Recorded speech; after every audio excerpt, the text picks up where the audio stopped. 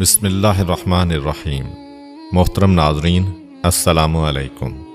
ایک مرتبہ حضرت عیسیٰ بن مریم علیہ السلام کسی پہاڑ کی چوٹی سے گزر رہے تھے۔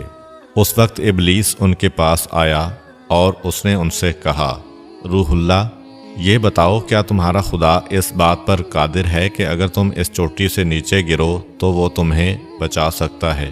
حضرت عیسیٰ علیہ السلام نے کہا، جی ہاں، میرے رب کو یہ قدرت حاصل ہے۔ ابلیس نے کہا، یہ بات حق ہے اور آپ اپنے اس دعویٰ میں سچے ہیں تو آپ اپنے آپ کو اس پہاڑ کی چوٹی سے گرا دیں، میں دیکھتا ہوں کہ آپ کا رب آپ کو مرنے سے کیسے بچاتا ہے۔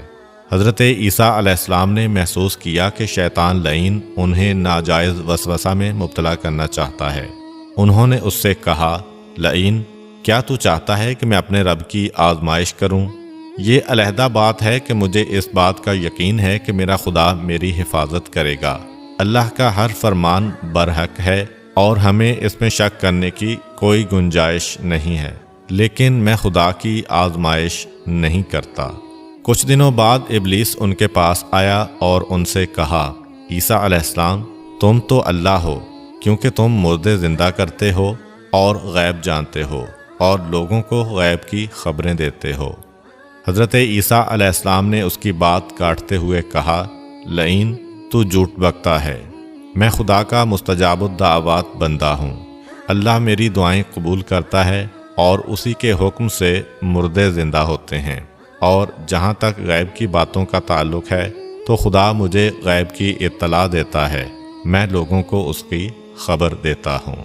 جب ابلیس نے دیکھا کہ عیسیٰ علیہ السلام اس کے جال میں پھنسنے پر آمادہ نہیں ہیں تو اس نے چیخ ماری اور ان کے سامنے سے بھاگ کھڑا ہوا۔ ابو نصر نشاپور کا ایک سلطان ہو گزرا ہے۔ ایک مرتبہ وہ لاؤ لشکر سمیت اپنے دارالحکومت میں داخل ہو رہا تھا کہ ایک مکان سے قاری کی آواز نے اسے چونکا دیا۔ ابو نصر قرآن سننے کے لیے رک گیا۔ قاری نے دلسوز آواز میں سورہ آل عمران کی آیت نمبر 26 کی تلاوت کی، جس کا ترجمہ یہ ہے، آپ کہہ دیں کہ اے اللہ، تو ہی مالک الملک ہے، تو جسے چاہے سلطنت عطا کرے اور جس سے چاہے سلطنت چھین لے، اور جسے چاہے عزت دے اور جسے چاہے ذلت دے، تمام بھلائی تیرے ہاتھ میں ہے، بے شک تو ہر چیز پر قدرت رکھتا ہے۔ اس آیت مجیدہ نے سلطان کے دل پر گہرا اثر کیا۔ وہ یہ آیت سن کر کانپ اٹھا، گھوڑے سے اترا اور رکوع کیا، پھر سجدہ بجا لایا۔ کچھ عرصہ بعد اس قاری کی وفات ہو گئی۔ اس کے ایک دوست نے خواب میں قاری کو دیکھا کہ خدا نے اسے جنت میں عظیم مقام عطا کیا ہے۔ اس نے قاری سے پوچھا کہ تجھے یہ مقام کس وجہ سے نصیب ہوا ہے؟ قاری نے جواب دیا، میں تو ایک بدکار اور گناہگار انسان تھا، میرے نامہ اعمال میں کوئی خاص نیکیاں نہیں تھیں، مگر اس کے باوجود خدا نے مجھ پر خصوصی کرم کیا اور مجھے یہ مقام عطا کیا، اور خدا نے مجھ سے فرمایا، تو نے دنیا میں ایک سلطان کو ہماری عظمت یاد دلائی تھی، اس کی وجہ سے ہم آج تجھ پر رحم کر رہے ہیں اور تجھے بلند مقام عطا کرتے ہیں۔ جی ہاں، اللہ تعالیٰ کا فرمان ہے، فاذکرونی اذکرکم، تم مجھے یاد کرو، میں تمہیں یاد کروں گا۔ پرانے زمانہ میں انطاکیہ ایک بہت بڑا شہر تھا۔ یہ شہر ایشیائے کوچک میں واقع تھا۔ اس شہر کی لمبائی 12 میل تھی اور اس میں انسانوں کی ایک بھاری تعداد قیام پذیر تھی۔ انطاکیہ شہر کے لوگ گمراہ اور ظالم تھے۔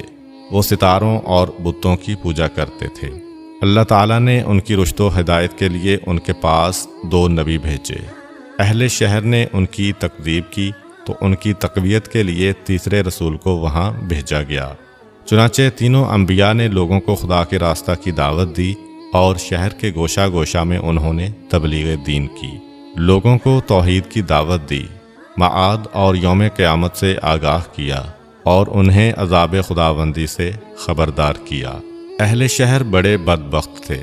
3 انبیاء کی مشترکہ تبلیغی کوششوں کا ان پر کوئی خاص اثر نہ ہوا اور پورے شہر میں صرف 40 افراد نے ہی دعوت حق کو قبول کیا۔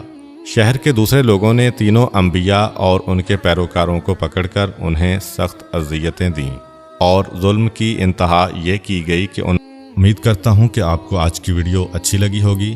اگر آپ کو ہماری ویڈیو اچھی لگی ہے تو ویڈیو کو لائک کریں اور مزید اس طرح کی ویڈیو دیکھنے کے لیے ہمارا چینل سبسکرائب کر لیں۔ ملتے ہیں نیکسٹ ویڈیو میں، اجازت دیجیے، اللہ حافظ۔